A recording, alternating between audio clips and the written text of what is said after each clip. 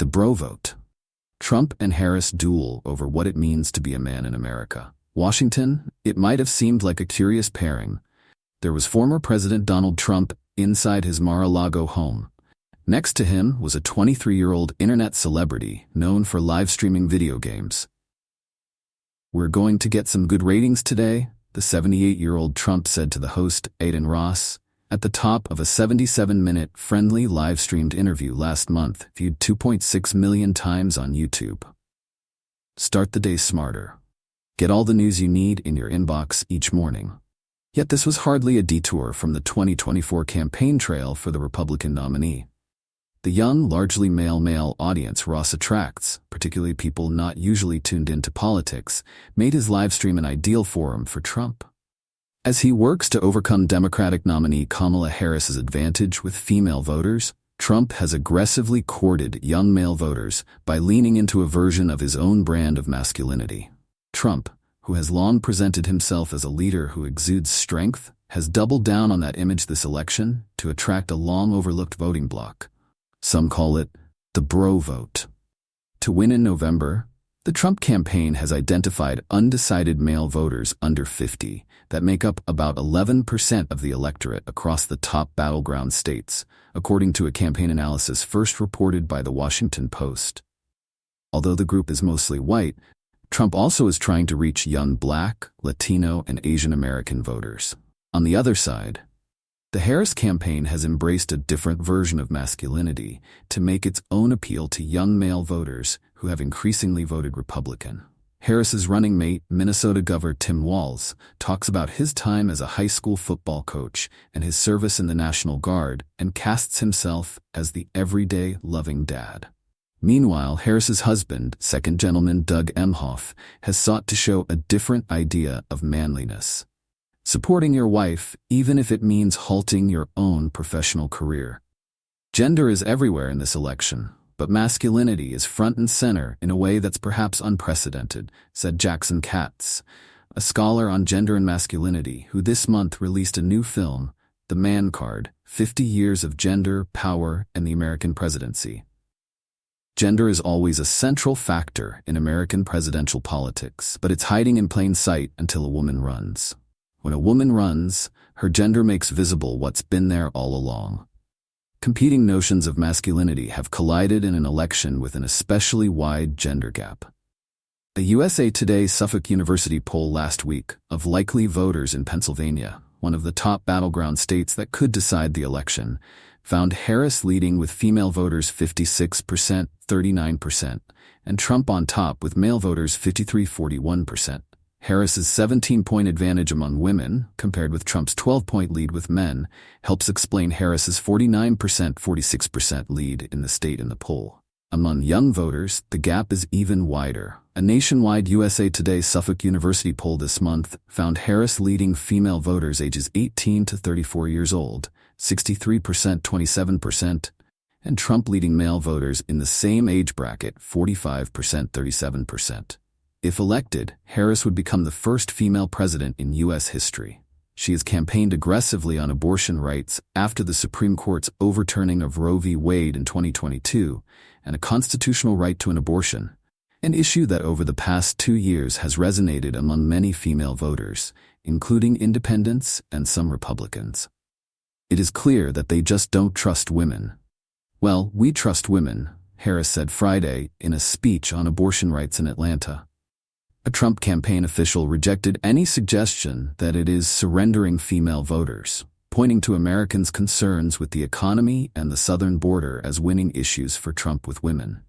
Yet, Trump's efforts to expand support with young male voters has taken the former president to Ross's livestream show, podcasts by comedian Theo Vaughn and controversial influencer Logan Paul, a UFC fight, and a Formula One race. Trump has embraced Bitcoin, which is most popular among young white men, and he's set to attend the Alabama-Georgia football game later this month. "We're going to make this country so strong and so great," Trump said during his live stream last month with Ross. Trump told the young audience watching, "You'll love your life, and you'll be successful." Trump's version of masculinity couldn't be missed at the Republican National Convention in Milwaukee in July, before President Joe Biden dropped out of the race. Trump entered the third night of the convention to James Brown's "It's a Man's World," booming in the arena. He delivered his convention address in front of a backdrop that displayed his last name, Trump, in oversized letters. He wore a bandage over his left ear, days after surviving an assassination attempt at a campaign rally in Butler, Pennsylvania. Supporters held signs that read "Make America Strong Again" and "Trump equals success, Biden equals failure." Wrestling icon Hulk Hogan fired up the crowd by ripping off his shirt. Kid Rock performed a rock rap anthem inspired by Trump's assassination scare.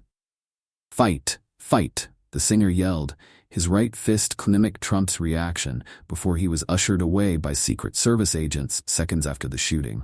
"It was just a complete 4-day spectacle of a sort of hyper-masculine bravado," Katz said. "It was so over the top, it wasn't hidden anywhere." Gender and masculinity are themes also echoed by Trump's running mate, Ohio Senator J.D. Vance.